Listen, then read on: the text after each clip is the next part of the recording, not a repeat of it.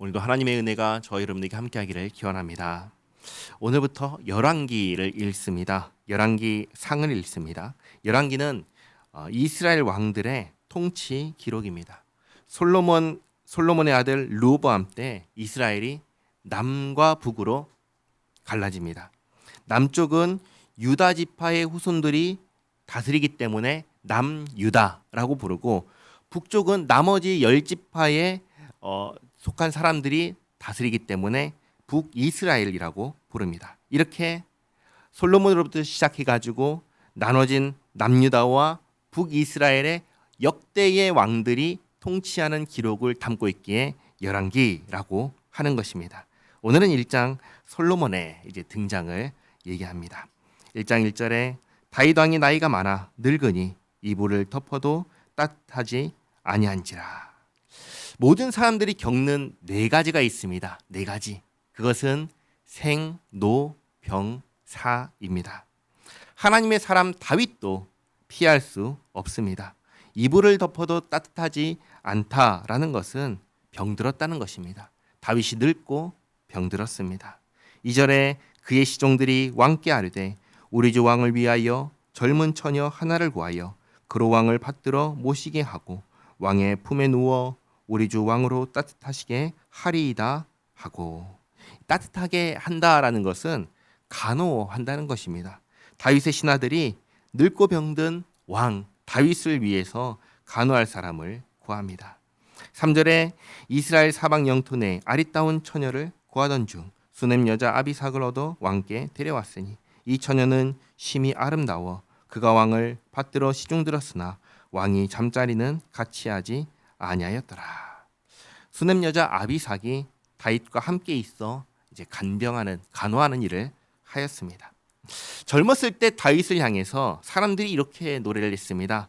사울이 죽인 자는 천천히고 다윗이 죽인 자는 만만이다. 다윗은 용맹한 사람이었습니다. 이스라엘 왕이 되어서는 주변에 그 어떤 나라도 넘보지 못하는 강력한 나라를 만든 사람이 다윗입니다. 물론 우리가 잊지 말아야 할 것이 이스라엘은 다른 일반 나라와는 다르다는 것입니다. 이스라엘은 하나님의 나라입니다. 하나님께서 세우신 왕이 하나님께서 주신 법대로 다스리는 나라가 이스라엘입니다. 다윗은 자신을 하나님께서 세우신 왕이요 하나님을 대신하여 다스리는 왕이라는 의식을 갖고 있던 사람입니다. 그렇기에 하나님께서 그 다윗이 통치하는 시대에 그때 강력한 나라가 되게 하신 것입니다. 그런데 그랬던 다윗이 늙었습니다. 병들었습니다. 이제는 더 이상 왕으로서의 역할을 할 수 없는 상태가 된 것입니다.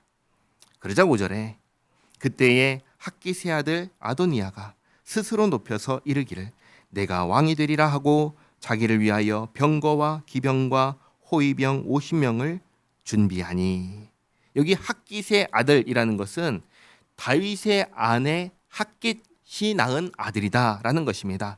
아도니아는 핫깃이 낳은 아들로서 다윗에게는 넷째 아들입니다. 넷째 아들.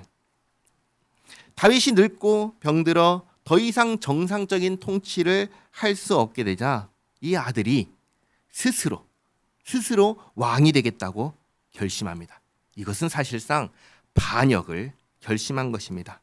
왕이 살아있는데 살아있는 왕을 무시하고 내가 왕이 되겠다고 한 것이기 때문입니다. 그런데 한번 보시기 바랍니다. 내가 왕이 되겠다고 하면 왕이 될 수 있나요?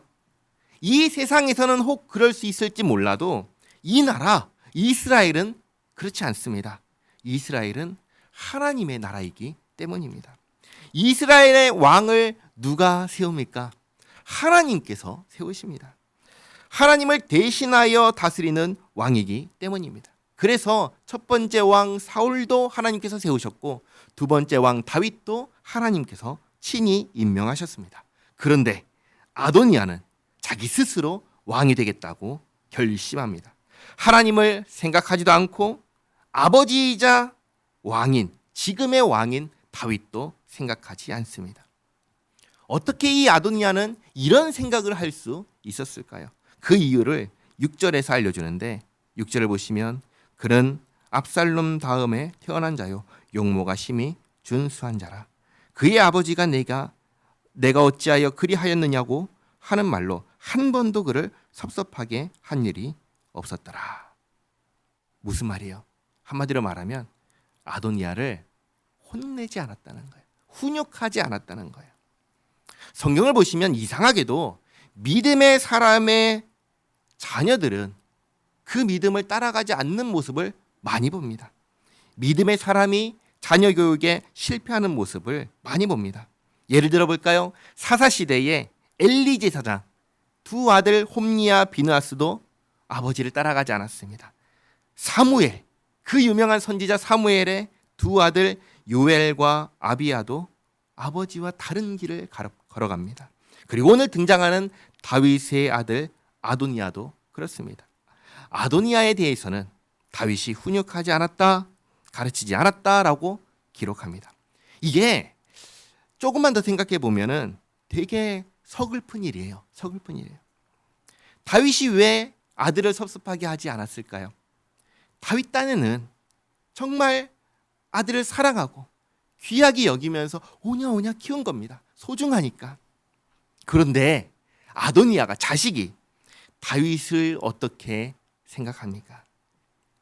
아버지와 같은 마음으로 생각하나요? 잘 모시려고 하나요? 그러지 않아요.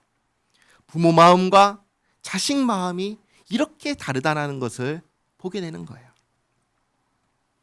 물론 다윗이 훈육을 했더라면 어떻게 달라졌을지 우리는 알 수 없습니다. 알 수 없어요. 다만 분명한 것은 성경은 자녀를 가르치고 필요하면 징계하라고 하십니다. 그러나 다윗은 그렇게 하지 않았고 아도니아는 왕이 약해진 틈을 타서 반역을 계획했습니다. 7절에 아도니아가 수리아의 아들 요압과 제사장 아비아달과 모의하니 그들이 따르고 도우나 제사장 사독과 여호야다의 아들 브나야와 선지자 나단과 시므이와 레이와 다윗의 용사들은 아도니아와 같이 하지 아니하였더라.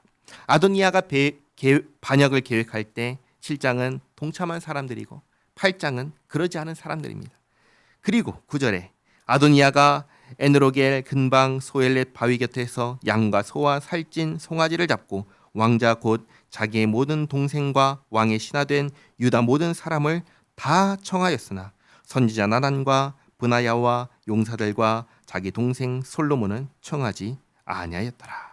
아도니아가 사람들을 초대를 하는데 반역에 동참하라고 초대한 것이 아니라 잔치로 포장을 해가지고 초대를 합니다. 근데 이게 사실상 반역을 계획한 것이기 때문에 8절에서 동참하지 않은 사람들은 제외를 한 것이죠. 그렇게 해서 사람들이 다 자기에게로 끌어모아서 잔치하면서 그 자리를 함께 하면서 반역을 하는 것입니다. 오늘 말씀 중에 세 가지를 기억하시기 바랍니다. 첫째로 모든 사람은 늙고 병들고 마침내는 죽고만다. 영웅 호걸이라도 그 길은 피할 수 없다. 하나님의 사람이라도 그것은 피할 수 없다. 우리 모두는 다 결국은 늙고 병들어 죽는다는 사실을 잊지 마시기 바랍니다. 둘째, 하나님 나라의 직분자는 하나님께서 세우신다는 사실입니다. 그리고 마지막으로 자녀에게 마땅히 해야 할 것을 가르쳐야 한다는 사실입니다. 이 자녀가 커서 어떻게 될지 우리는 알 수 없어요. 가르쳤다고 그렇게 될지 가르쳐도 소용이 없을지 우리는 알 수 없습니다. 그러나 성경은 분명하게 우리에게 말씀하시는 것은 가르쳐라, 훈육하라, 필요하면 징계하라고 가르칩니다. 그러면 우리는 그렇게 해야 할 것입니다. 기도하겠습니다. 좋으신 하나님, 늙고 병든 다윗의 모습을 보았습니다. 영웅 호걸도 세월 앞에서는 어쩔 수 없다는 생각이 듭니다. 또 하나님의 일꾼은 하나님께서 세우신다는 사실을 깨닫습니다. 그리고 반역자 아도니아를 보며 자식을 애지중지하게 키운 다윗과 그런 부모의 마음과 전혀 다른 자녀의 마음을 보며 인간적인 마음보다 주님께서 말씀하신 대로 마땅히 해야 할 바를 가르치는 것이 중요하다는 것을 깨닫습니다. 하나님, 사람은 사람입니다. 사람은 사람에 불과합니다. 하나님, 교만하지 않게 하옵시고 언제나 하나님 앞에서 겸손히 살게 하옵소서. 주님의 통치를 기쁜 마음으로 순종하며 주님과 함께 살아가는 우리 모두가 되게 하옵소서. 예수님의 이름으로 기도하옵나이다. 아멘.